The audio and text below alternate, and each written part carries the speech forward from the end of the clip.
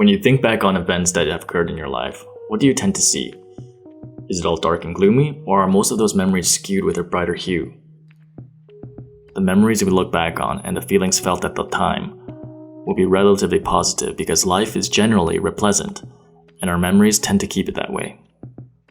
Commonly known as FAB, the fading effect bias is a psychological occurrence in which the feelings associated with negative memories fade much faster than those associated with positive ones.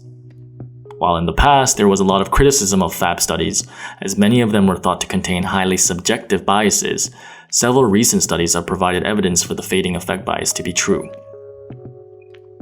In one of the earliest studies that date as far back as 1932, a professor of psychology from the University of Wisconsin, Halsey Kaysen, had several participants recall and rate past events and emotions.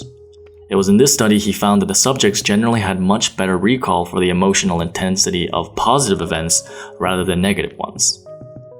The fading effect bias is a counterpart to the positive effect bias, as there is great emphasis and attention placed on the positive emotional memories. One thing to note, however, is that with FAB, we may skew the overall autobiographical memory of an individual, as everything tends to be seen more positively than it might actually be. The fading effect bias is a critical component in shaping the Pollyana Principle, aka positivity bias. This is the tendency for people to remember pleasant memories more accurately than unpleasant ones. It lends itself to understanding why positive mindsets tend to be adopted rather than negative ones.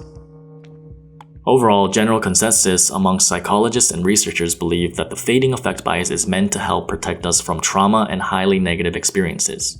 This is not only to prevent stress, but to serve as a way to shape a more positive outlook toward life. The purpose for this is to mold us into a more socially successful being. Retaining positive events allows us to become open to new experiences. This is a component to a concept in positive psychology known as the Broaden-and-Build Theory.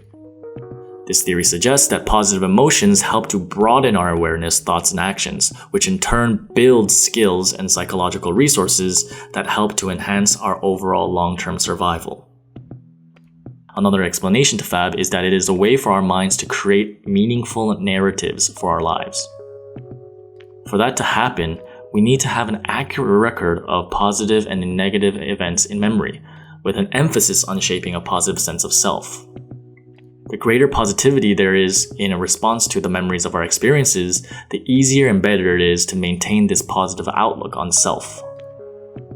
This doesn't necessarily mean we are deluding ourselves and ignoring the negative, but instead the fading of high-intensity negative events from our memory helps to prevent the burden on our cognitive, affective, and biological selves. In a way, FAB is our brain's way of nurturing a better sense of self for the future.